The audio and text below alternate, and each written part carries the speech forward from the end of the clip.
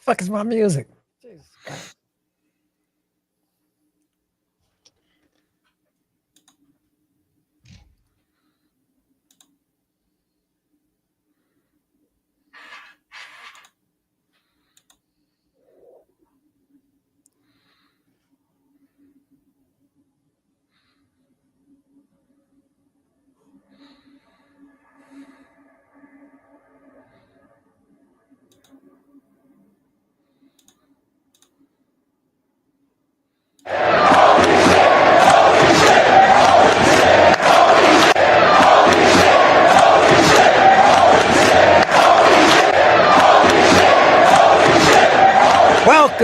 Welcome to the AEW Dynamite Night 2 of the actually Night 3 if you count Collision. A Continental Classic Tournament. It's your boy AB from DET.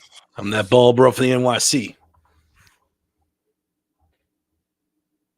It's nobody. It's Mute Man, aka Roze. Hey, it's your boy Roze. There you go. New streaming platform. We got to get used to this, but hopefully it works out for you guys tuning in. Thank you for joining. Another night of the Continental Classic is in the book, and what a night it was, man. Let's just not even wait, jump right into it. Samoa Joe and Eddie Kingston start the show off with a promo that was absolutely fire, and it just felt real, man. It felt like the streets. That's what it felt like, man. It felt like some real life drama. This was like one of the realest promos I've seen from AEW in a while. Roze, you down there cheering. How'd you feel about the opening? Man, first off, Eddie Kingston, one of my favorites. So definitely love he getting the title shot, man. I don't care, man. I don't care. I don't care what they got going on. I don't care what the ops got going on. Put the belt on them right now. The belt on Put the belt on them right now. Eddie Kingston is that guy, man. But nah, so of course Samoa Joe, he gonna talk crazy. He all of a sudden got jets and stuff now, all of a sudden, which is crazy. But he called Eddie Kingston a third. He called him a third place, second place player, third place player. Anyways, he just acts like he's so much above Eddie Kingston, like everybody else does. Everybody else acts like they're so much above Eddie Kingston. But to be honest, Eddie Kingston is one of those guys that he's definitely like that. So I definitely love it, and I can't wait to watch their match next week in Atlanta. Bro, how'd you feel about the promo? Listen, it was short and sweet and straight to the point. Okay, we didn't need no 20-minute entrances from each participant coming out. Nah, man, it's just you got your line. Samoa Joe, you go. Eddie Kingston, you go, and that's it. And I love what Eddie Kingston said. Like, yo, like Samoa Joe, you were one of the guys that growing up watching you, man. Like you.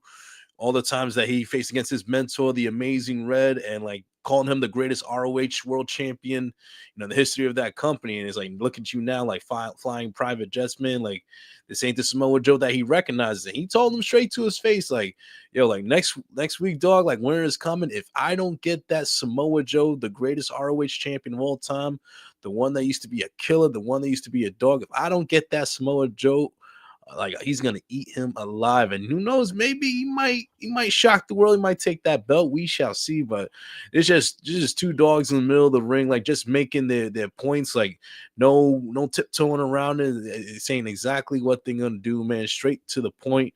Get in and out, and that's it. They set the tone next week for winter is coming. I cannot wait.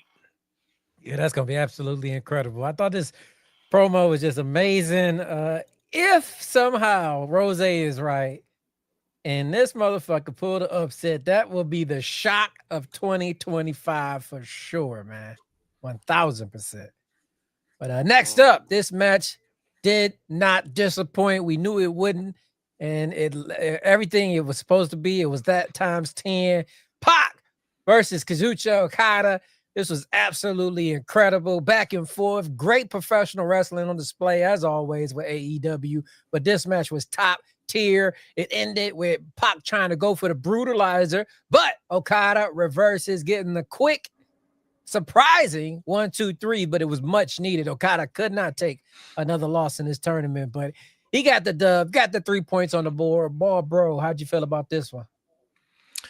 I love it, man. This is exactly everything we were expecting from this match. I mean, Pac is just that perfect combination of speed and power. I mean, this dude is just on a whole nother level. I mean, Pac looks like that he ate Adrian Neville from NXT. That's how big this dude has got, man. This dude is ridiculous, man. Looking like a jacked up muscle hamster out there, man. Like it's Muscle ridiculous. hamster. Yeah, jacked up muscle hamster. Yeah, I just thought of that off the top of my brain right there.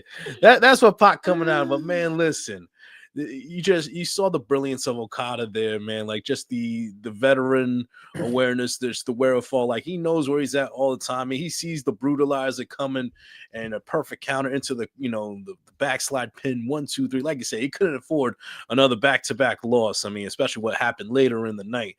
So Okada keeps pace. I mean, like listen, this Continental Classic is only getting started, man. It's only gonna get better from here. But yeah, the Rainmaker keeping up in the Gold League.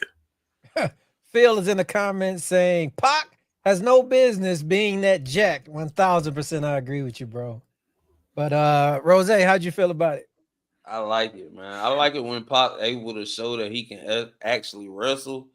Even if it's like more of a technical, like graps type of wrestling, like he did with Okada tonight.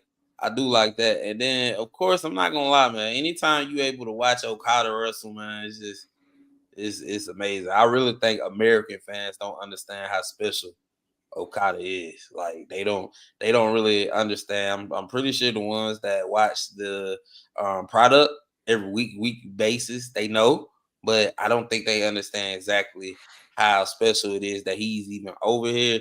And the matches that he put on every week is crazy. They're good. So at least he able to keep tabs in the Continental Classic tournament. I don't know, man. Look like him and Takeshita is still into it, and Kyle Fletcher is the one that's up with 6. So he definitely gonna have to figure something out. Definitely. Next up, another Continental Classic matchup. We got Kyle Fletcher defeating Kevin Knight. It was just disrespectful spot in this match where he just smacked him with his foot in the face. I was like, what the hell type of disrespect is this? But Kyle Fletcher is on another level. He has respect for absolutely no one outside the Don Callis family. So you could expect nothing less than that from him. But it was a great match. Kevin Knight showed out.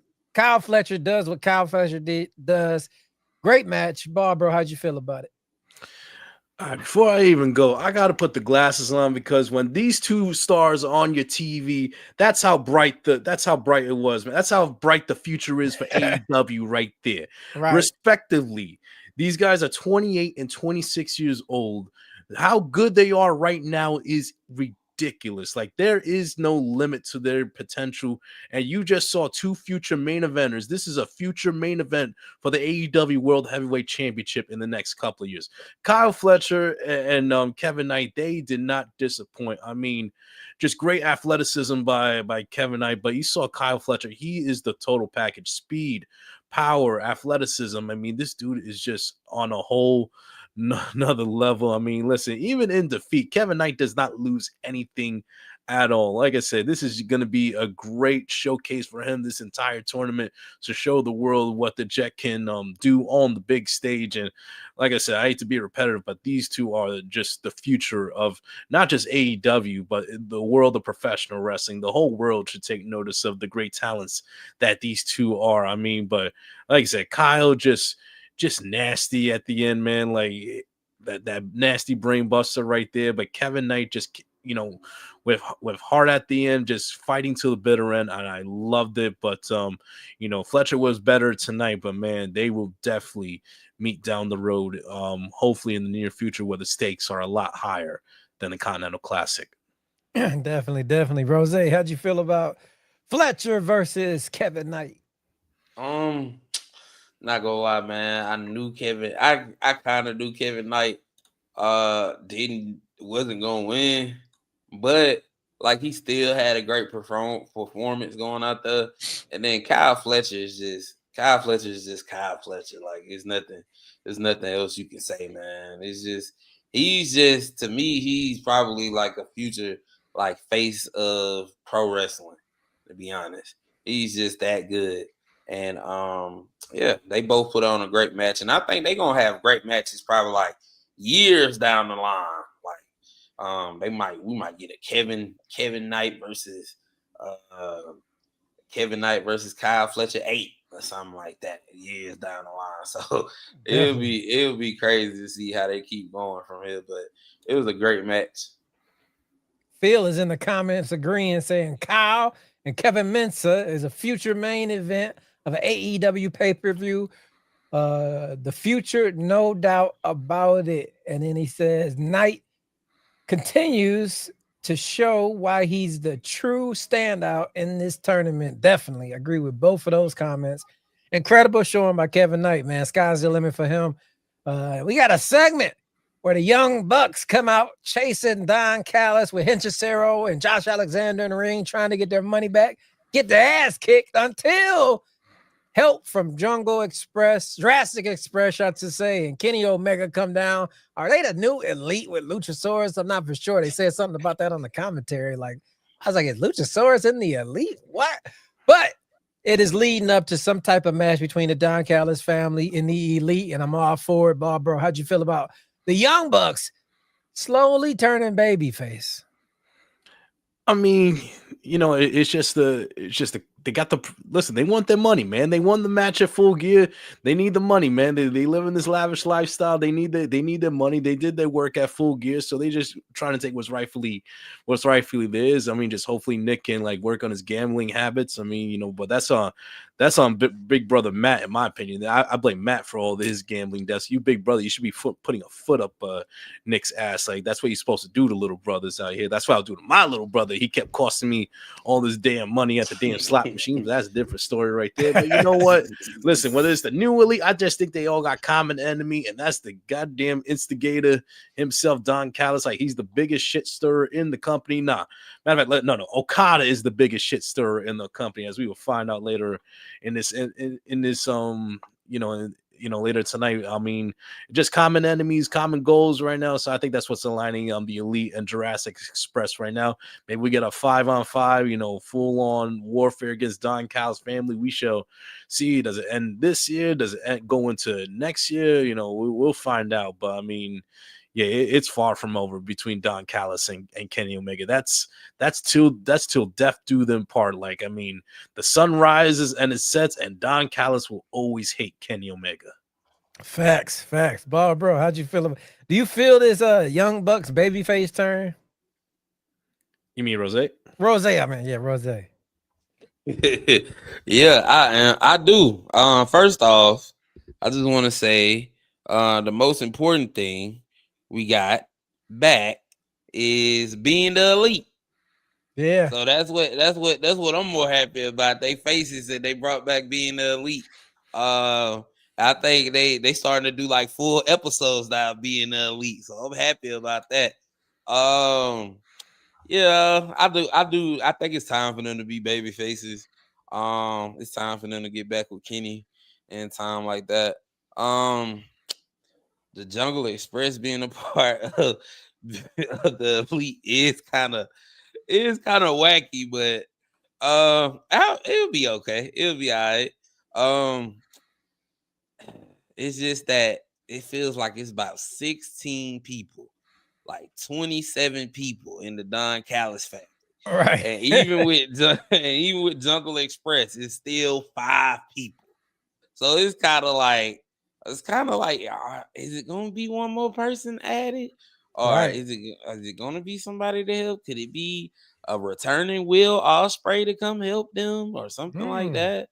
I would like that, but I think this is probably gonna lead to a good old probably Anarchy in the Arena match or something like that. But I would definitely like that for them to have a match to get their money because they won that. It wasn't about the deal wasn't about them joining the Don Callis family for the money. It was if they win the match, they get the money, and they won the match, and it's their money, and they need it now. Damn good segment. Damn good segment. I'm happy that the Elite is together, but I don't know. It's just something about the Young Bucks. I just like them as heels, but we'll see where this goes as baby faces. I usually don't never criticize Dynamite, but I ain't gonna lie. This next match pissed me off.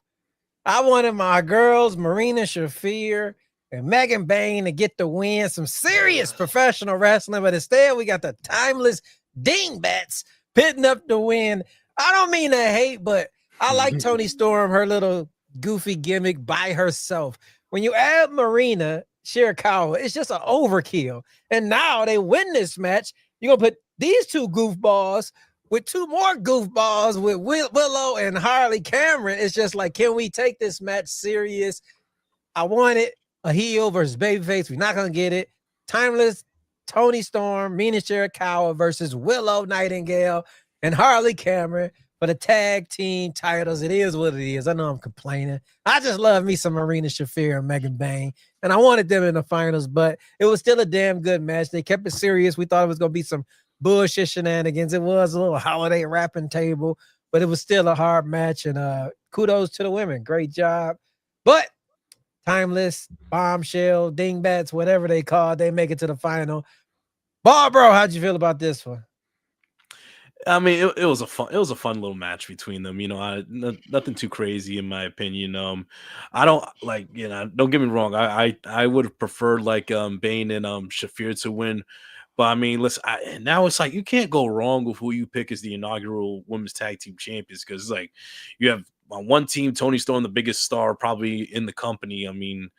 And then on the other hand, you just have two of the most lovable like underdogs in Willow Nightingale and Harley Cameron, maybe one of the most improved wrestlers on the roster. So it's like I'm not going to be disappointed each way, but I'm going to tell you right now, I think I'm leaning towards the Babes of Wrath in my opinion because, all due respect, like Toni, she don't need it. Like she already over the moon. Like she's one of the biggest stars. I say it's time to give a major payoff, like I said, to one of the more improved wrestlers on the roster in Harley Cameron and just one of the most lovable people in the world of professional wrestling in Willow Nightingale. I think they will carry those tag team titles to good heights. I mean, start the tag team division on the right foot. And yeah, I'd say I'd go with them as my inaugural tag champs. And shout out to Luther coming back, man, coming down to Santa Claus out there. He had a nice gift from Marina Shafir, and then what it was, he flipped on the bird, and that was beautiful. My opinion, Luther is back, man. Listen, we need a little goofiness in the middle of all these certified hood classics from the Continental Classic. So it was a nice little, little side quest in the middle of the show. I liked it for what it was. But yeah, give me Babes of Wrath for my inaugural women's tag team champions. Phil is in the comments and he's absolutely right. I think Abe about to combust into flames. If Toni and Mina win next week, I fucking might. I'm telling you, I can't take this dingbat shit. Like it's fun in doses. Small little doses here. Yo, their entrance is dope though, man. Oh, no, it's not. Their entrance is dope. I'd rather Jey Uso show up and just run the shit back. Hell no, man. Shit. Run it back. Run it back. That's what it felt like. Keep that shit on Mondays and Fridays, man. It's Wednesday. Well, I mean, Roze, how'd you feel about Toni and Mina winning? I was surprised, to be honest, man. I was shocked. It's definitely unexpected. But I guess that's what you watch for. You can't just be like, we want something different. We want something different. Then when they give you something different, I guess you're not supposed to be like, we don't want not that different. But no, I do think it's gonna be very, very like kind of hard. Like, ooh. But I'm with Bob, bro. I do think like the Babes of Wrath should win. Like Harley Cameron, she deserves to have a run with the title. Willow deserves to have a run with a title. So I feel like having them together as a tag team, because they seem more of a tag team than Mina and Toni. Toni, Tony and Mina feel more like a special attraction getting together more than a tag team than Harley Cameron and Willow do. So if they can get together every once in a while, that would be cool. But I'd rather see Harley and Willow together every week. So I'd rather they win. But shout out to Luther though, because I was just thinking about him like over the weekend. He just popped in my mind randomly. I'm like, damn, Tony, they just got rid of Luther. Like Luther just I forgot when the last time I see him. I think when did It uh was Marina, I think, that took him out. Marina took him out or something like that. Like that was the Listen, last time I seen him. she So took him out yeah. and put him on a Jet 2 holiday, but he's back in time for the holidays, man. Had that Christmas present right there and helped gift And wrap the the win. shoe. Oh yeah, he had the shoe. Oh my god. The Yeah, shoe. Phil is in the comments saying, I wanted Sisters of Sin versus Tay and Jay. I would have rather had that than what the fuck we get. And I'll be quite honest. I don't think I could take this clueless type of. You remember that movie Clueless? That's what this Yeah. finals tournament is going to be, the Clueless Mania for the tag team titles. But anyway, next up, trios match, Hobbs, Hooks, and Shibata of the Ops defeat Uno, Reynolds, and Silver by pinfall. It was good seeing the Dark Order back, man. I missed them on television. Well, back in the day with Brody Lee, that shit was fucking priceless. Remember, he used to throw the papers in their faces. Mhm. I really miss everything the Dark Order used to bring, so it's good to see them back. But they do not get the job done. The Ops pick up the dub. Roze, how'd you feel about this one? First off, I feel like I say this every week, man. I love Hook. I do.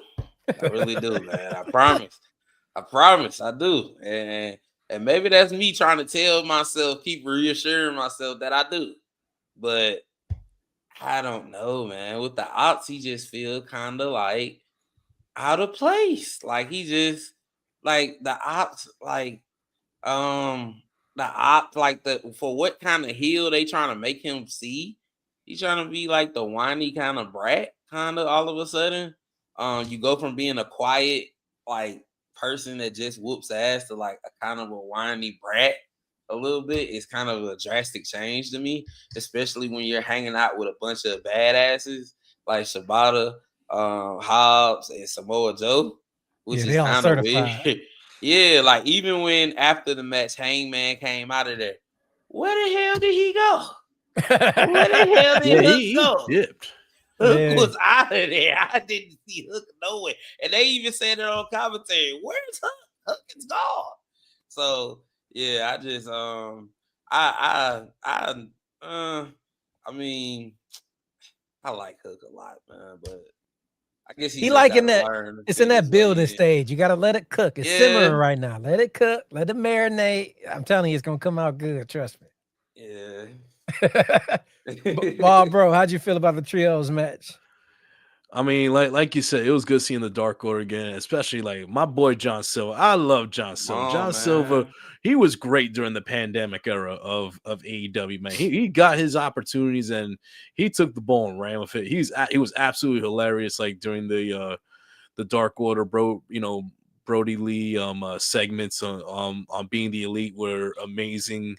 It was my favorite segment of Being the Elite, honestly, back in those days. But I mean, they just came up short tonight, and we knew the Ops were going to win. And I see what you mean about Hook. Like, I like Hook, but you know what it is? He's like you say, he seems so out of place, and the way that he acts, the way that he holds himself up, like how he portrays himself, like you would think that he's in his head, he thinks he's like a 6'3", 6'4" jack dude that could just toss everyone and beat everyone. Like, yo, dude, you like 5'8", $150, man. You like a lightweight, thinking that acting and moving like he's a heavyweight. Like, I don't know, I think he's acting like and moving like out of his weight class, in my opinion. But yeah, I mean, we'll see how it goes. He's still in his early stages. Hopefully, he can improve from here. I mean, Luke, you cost Hangman the world heavyweight title, so you in the shit right now. You in the main event picture, so you need to show out right here.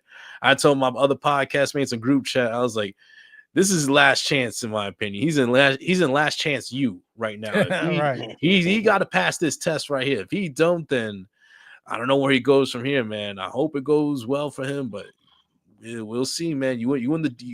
It's like when your parents throw you in the deep end of the pool, see if you can swim or not. Well, we're gonna find out if Hook can swim or not. Definitely, you're gonna find that out soon. Then that leads us to the main event, and what a main event it was. John Moxley, Claudio Castagnoli. This match was worked perfectly. And if you don't think that we're getting a John Moxley babyface turn, you weren't listening to this damn crowd. They were chanting Moxley towards the end. The whole match, he was working like a babyface, kind of testing the waters because eventually he's going to get his ass kicked out this group and rocket it to major babyface status. So tonight was like a first look at that. I loved it. The match was incredible. Claudio ends it with a Ryu from Street Fighter Hadouken, laying Moxley the hell out, getting the 1, 2, 3. This match was everything I thought it was, and I wanted more. I was hoping for the time limit draw, like Barbaro was saying last week, but I'm cool with Claudio getting the win just because of how the crowd was. They was really behind Mox. You could see the sympathy for him losing starting to pay off. But Roze, how'd you feel about this main event? Man. First off, Marino slapping him a little bit harder now. Right. Those slaps for the entrance tonight they look like those the first ones I seen, and I was like, damn. Those look like they hurt. They look like they hurt him too. Look like he kind of shocked him. He was like, and he just started walking on through. But yeah, man, I think it's time for John Moxley to be a babyface, and it's time for them to go ahead and murder him. Like, they just need to go ahead, get the plastic bag. You in this bag. You just want him to die. They did it. Listen, he did it to Bryan Danielson. They gotta do it to him. They have to do it to him. And the way they were treating him like this, they were like, hey, it's okay. It's all right. You good? Okay, it's all right. It's kind of like when the horse breaks his leg and they tell her, oh, it's okay. It's all right. Don't worry about it. Da-da-da. But at the end of the day, that horse is getting taken to the back. And it's gonna get what they say, getting turned to glue. They gonna put it down to pasture. And it's just now with Claudio beating him, it's no reason for him to lead them no more. Right. It's because like now, for the simple fact one of us can beat you, it just feels like we're all better than you now. Right. Bob, bro, you have to take your hat off for this one, man. You're steaming over there, man. No. I'm not steaming, dude. Do you not notice what this match represents? You had John Moxley versus Claudio and Bryce Remsburg as the referee. It was bald bro madness in the middle of that goddamn ring. I mean, All World Order. And guess what? Ball World Order. It feels great to be represented, but enough of that. Like, this match, it was exactly what I wanted the draw, but as far as like the physicality between these two, and just like there was no brotherhood here. There's no, we on the same team. Like, oh hell no, they were throwing bombs from the very beginning, from the punches, the kicks, the chops, the uppercuts. Man, Claudio did not hold back. But you know what they say? Like, I think it was Shawn Michaels back in the day where Triple H said that you never hit anyone harder than your best friends. And you could tell how deep like friendship between these two that they really have. I mean, first singles match that they had in over 8 years. 8 years. And man, I need to see more of it in the future. But my God, like that uppercut at the end by Claudio to take out Mox, 1, 2, 3 clean right in the middle of the ring. And listen, this is my warning for everyone right now for when the day does come when the rest of the members, like, they take some action against Moxley. None of y'all better shed a damn tear for Mox. Zero sympathy for this man. He has done nothing to earn your sympathy whatsoever. This man has terrorized the AEW roster for over a year. So I don't want to see nobody here bitching, moaning, crying, trying to jump over the guardrail to save John Moxley, man. Like you watching at home, you want to jump in the TV and save him. I'm talking to you, Thomas. I'm talking to you, Vio. Especially you, Vio. You better calm your ass down. Your boy Mox needs to catch these fucking hands. Damn. Even evil son of a bitch. He been like he saw what he did to one of my goats in Danielson last year. And Danielson, you another one. If you there, Sit your happy ass down, as my boy light skinned guy would say. Sit your happy ass down. You better not an ounce of sympathy for John Moxley. He don't deserve it. He don't need it. And like that's it, man. Like he needs to take his fucking medicine and atone for his sins. All right, no sympathy, no baby faces better come out there and save him. Like no, boots to asses out there, belt to ass when it happens. That's the only acceptable measure I will take when they turn on Moxley. Okay, that's what he deserves. It's called karma, baby. And it goes around. Oh, boom, right there. I'm singing now, shit. In the words of Samuel L. Jackson, yes, he deserves to die, and I hope he burns in hell. Exactly. So, we will see. We will see. But damn good Dynamite. We also had a couple in between segments between the Death Triangle and forgetting Jamie Hayter and Chris Statlander. That's gonna be a good little something going on. And also we had Mercedes Moné, Red Velvet. They're getting their rematch at what was Final battle on Friday. Yeah, that's gonna be a damn good one. Ooh, listen, if you saw that little brief interview with Mercedes and Renee, you see what has been we've all been waiting for. That collapse, that downfall is coming. Like I told you guys, this is something you had to wait for, and it's gonna start on Friday. Like she's about to lose it. She is slipping. She is losing her confidence. She's losing her bravado. And those championship belts, right? Those opportunities, that's her source of power right there. That's what gives her purpose in this world. So when you start taking away her belts, when you start taking away her purpose, you are literally going to start, slipping further, closer and closer to the depths of insanity right there. It's going to happen. It won't be overnight. It's going to take probably a couple of months, like all these damn belts, and it's going to start Friday. I think she'll lose that TV title back to Red Velvet. And I want that TBS title to be the final belt that she loses. Oh, yeah. Red Velvet going to stir it up this Friday night at Final Battle. I want that TBS title to be the final one she loses, and she loses her world right there. She loses her purpose. Like, she is not Ultimo Monet. She's just Mercedes. You got to start from square one, and it's going to be beautiful to see, man, just to see her try to build herself back up from, hey, you hit rock bottom. There's only one place to go. That's up. Damn, Barbaro been cooking tonight, man. Going off on Moxley, called Pac a damn muscle hamster, man. Damn. I'll have new ones every week, man. Just be ready. Scale of 1 to 10, Barbaro, what you giving Dynamite tonight? I am gonna give it. I'm gonna give it an 8.8 tonight. Yeah, I mean, Jesus Christ, like you got a glimpse of the future with Kevin Knight and Kyle Fletcher. I mean, Mox and Claudio was just a fucking war from start to finish. Everything I wanted from that match. Okada just showing his just his craftiness, like in picking up the win. I'll be honest, the women's tag match could have been a little bit better, but hopefully that's like the last of the hardcore matches of the year. Like we get just a straight up wrestling match next week for the women's tag title. But yeah, I'm gonna give it an 8.8 tonight. I mean, listen, Dynamite, it did what it had to do tonight. I mean, I can't wait for Joe and Kingston next week for the title. CC is the CC is rocking and rolling, man. Like, and yeah, man, I can't wait to see what's next between Mox and the Death Riders. Definitely. Roze, scale of 1 to 10, what you giving it? I'm gonna give it an 8. I do wish the tag team match was a little bit more. I don't know.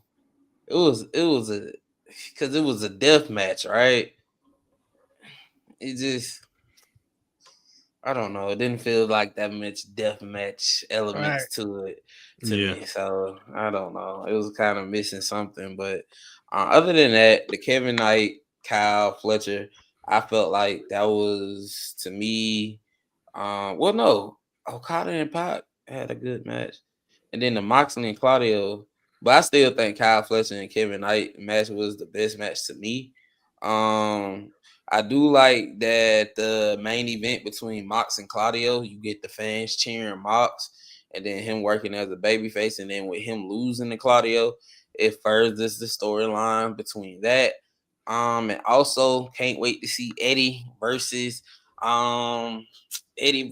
Samoa Joe. I hope he get the belt. I know he probably not, but I'm gonna pray and just hope that Eddie can get this belt. And also, Hangman did tease that he's gonna have a match, and he's not gonna be alone. So, does seem like Swerve might have his first match back. Right. Whoa. What's going on?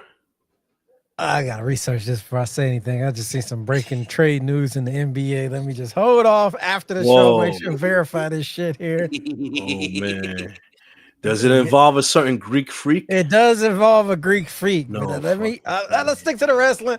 Check out the Holy Shit Sports. We may have to do a fast update on what's going on here with that. But tune in to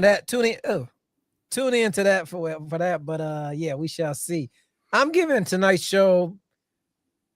To me, honestly, it was gonna be in the 7s after the holiday fuck fest, but Moxley and Claudio, that shit was just fucking incredible. Jumped that shit all the way up to an 8.8. Solid show, no complaints. I am gonna gripe about this women's tag team tournament. I do not like baby faces versus baby faces, especially when they goofy baby faces. This is gonna bother me, but hopefully they surprise me and it's a damn good finish. But that's it for us. What's going on with Group Chat Wrestling, Bob, bro? Group Chat Wrestling Podcast. Follow us on YouTube and Spotify. We are 74 episodes deep in right now. Follow us on Twitter, GW Podcast UK, for all news and updates show related.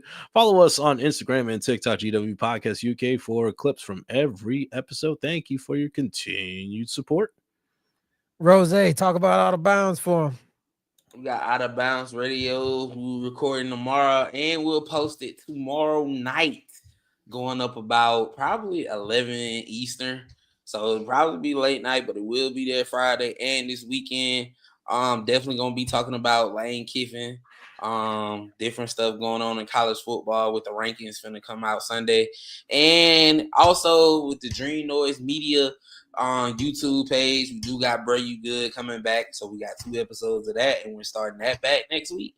And also do got a couple more stuff on that, so make sure you do follow the Dream Noise Media page on YouTube, and also you can follow me on TikTok at Coffin Drop Cadence on TikTok. And yeah, that's definitely what we got going on for you. Well, we appreciate y'all joining us tonight for the Dynamite post show.